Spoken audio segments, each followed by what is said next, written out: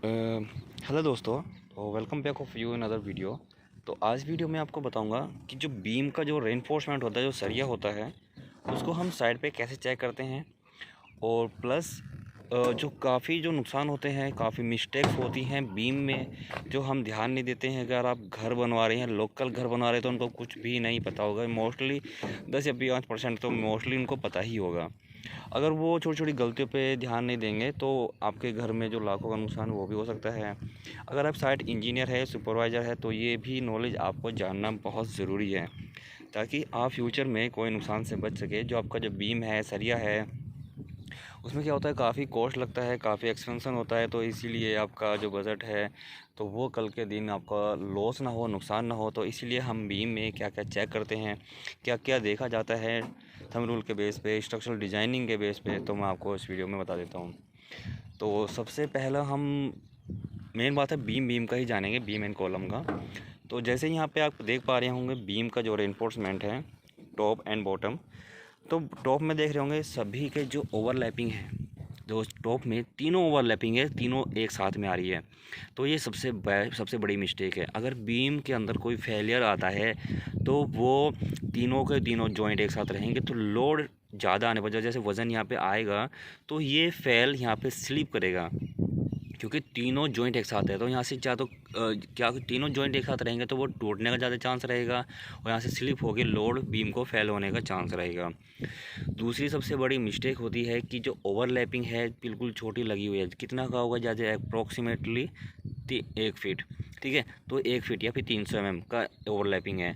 तो thumb rule क्या कहता है, एच पर आइस कोड के अकॉर्डिंग, तो ये जो ओवरलैपिंग लेंथ है 50 × D, तो 50 गुना डाया ऑफ दी बार। तो मिनिमम इतना होना चाहिए, जैसे कि 50, जैसे आपका ये आपका 12 mm का हो गया, तो 12 पंजे 60, तो 600 mm, 50 गुना 16, तो कितना होगा 600 mm। तो जो ये इसकी 12 mm की लैपिंग रहेगी, मिनिमम 600 रहेगी। जैसे कि 16 mm का सरिया है, तो 16 गुना 50, 16 पंजे 80, ठीक है।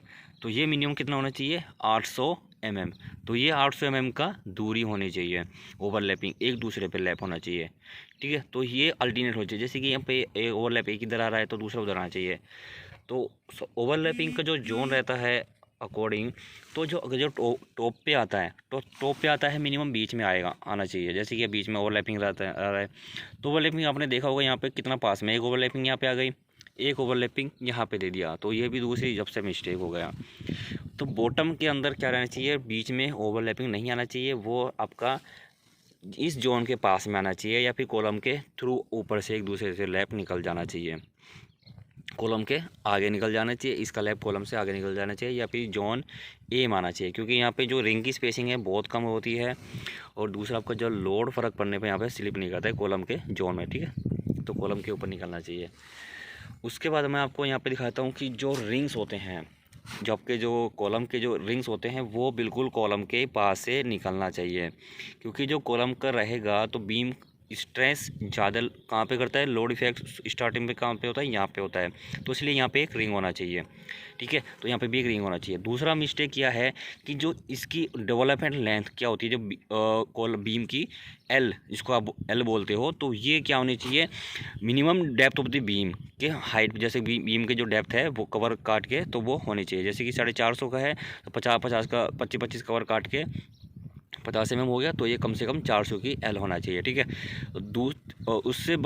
उसके बाद हम जानते हैं मिस्टेक्स के बारे में। तो ये बीम है, मेन बीम हमने प्रोवाइड करा, उसके बाद जो ये वाली जो बीम रहेगी, ये क्रॉस होने चाहिए, मतलब एक दूसरे में कैंची फंसना चाहिए। ये बीम इसके ऊपर आनी चाहिए, ये सरिया हमारे बाहर से आना चाहिए, ताकि ये बीम, यहाँ पे क्या हुआ मिस्टेक, ये बीम अलग हो गया, ये बीम अलग हो गया, तो लोड फेल होगा, तो ये बीम, ये वाली जो बीम है वो फेल हो जाएगी, ठीक है। तो इसलिए ये बीम इसके जो इसकी एल है, इसके ऊपर से आने चाहिए, ताकि ये क्रॉस फंस जाए, इसकी जो एल है एक दूसरे में फंस जाए, ठीक है। और तीसरा ये है कि जो इसकी हुक होते हैं वो बैंड होने चाहिए, ठीक है। इसके जो हुक है वो बैंड होने चाहिए। अल्टरनेट ये भी देखना चाहिए कि ये अल्टरनेट है, ये एक इधर रहेगा दूसरा इधर रहेगा, ठीक है। इसकी जो बाइंडिंग है वो प्रॉपर होनी चाहिए। और सबसे बड़ी और मिस्टेक मैं आपको यहाँ पे दिखा देता हूँ दूसरे मिस्टेक्स के बारे में।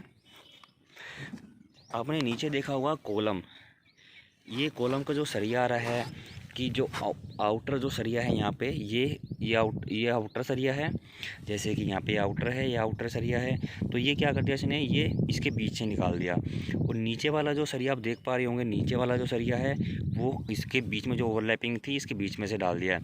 तो बीम को जब सजाते हैं, मतलब आपको जी बीम को कॉलम के साथ में प्रोवाइड करते हैं, तो उस टाइम पे कॉलम का जो सरिया कहाँ जा रहा है वो भी ध्यान देना चाहिए, ताकि इसके ऊपर कास्टिंग होने के बाद यहाँ पे भी आपको कॉलम कास्टिंग करना है तो वो क्या होगा, जैकल करना पड़ेगा आपको। तो जैकल कॉलम की स्ट्रेंथ को घटा देता है।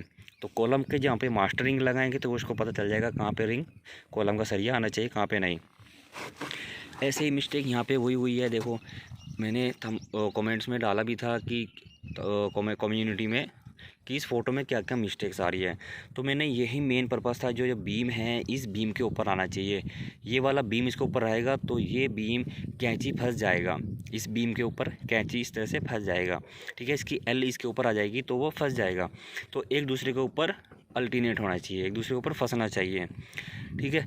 और इस रिंग्स पास में होना चाहिए, जैसे कि ये कॉलम है, कॉलम के पास में यहाँ पे एक रिंग होना चाहिए, ठीक है। इस तरह से रिंग होना चाहिए। तो ये मिस्टेक से हमें बचना चाहिए, ताकि जो बड़ी बड़ी जैसे कि यहाँ पे आप देख पा रहे होंगे, जैसे ये बीम है, ये बीम सही है, ठीक है। तो ये बीम सही है क्योंकि ये वाला जो बीम है क्रॉस बीम आ गया है, बीम टू बीम जोन आ गया है। तो ये बीम का जो एल है बाहर से आया है, और लेकिन यहाँ पे मिस्टेक है कि वो जो रिंग्स हैं यहाँ से स्टार्ट होना चाहिए, ठीक है। तो ये कुछ बीम का मैंने आपको बताया है, बीम के बारे में क्या क्या मिस्टेक्स होते हैं, बीम को प्रोवाइड करते समय क्या क्या ध्यान देना चाहिए। पहले मेन बीम प्रोवाइड करें, उसके बाद ये क्रॉस बीम करेंगे तो ये एक दूसरे के ऊपर फंसना चाहिए, एक दूसरे के ऊपर आनी चाहिए। तो दूसरा आपको बताता हूँ, कॉलम का जो जोन होता है एंड जोन मिड बीच में आना चाहिए। कंप्रेशन जोन होता है, बीम का जो जोन होता है वो टेंशन जोन होता है। बीच में लोड आने पर वो क्या होता है, बीम का अंदर की तरफ होता है, वो टेंशन खुलता है, ठीक है। इस तरह से ये जोन बीच में आना चाहिए। उसकी स्पेसिंग और बीच में जहाँ पे भी कॉलम का ओवरलैपिंग आएगा तो वो इस तरफ जो टाइज होते हैं, रिंग्स होते हैं, उनकी स्पेसिंग कम कर देनी चाहिए, जैसे कि 100 125 इस तरह से। देखिए काफ़ी मिस्टेक्स हो रही हैं यहाँ पे, जैसे कि मैं आपको और दिखा देता हूँ इधर आके।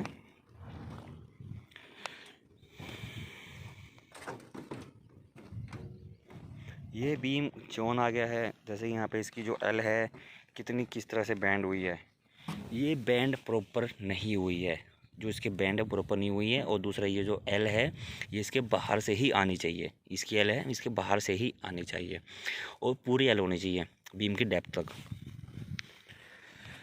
तो कमेंट्स बहुत करें अपना फीडबैक, और आगे मैं और भी ऐसी वीडियो लेकर आता रहूँगा। तो thanks for watching this video, मिलते हैं नेक्स्ट वीडियो में, तब तक के लिए बाय बाय, जय हिंद।